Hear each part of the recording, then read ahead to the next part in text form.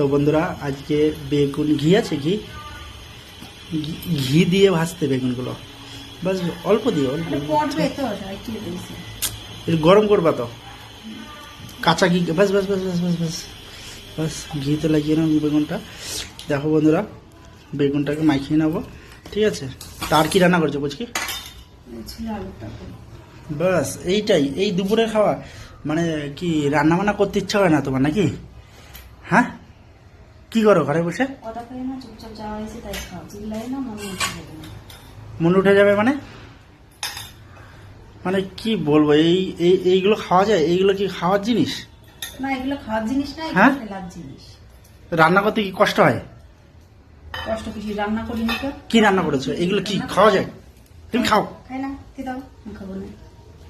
দেখো বন্ধুরা কি রান্না করেছে, দেখো শুধু বেগুন ভাজা আর এখানে কি ঘুগনি করেছে, বাস।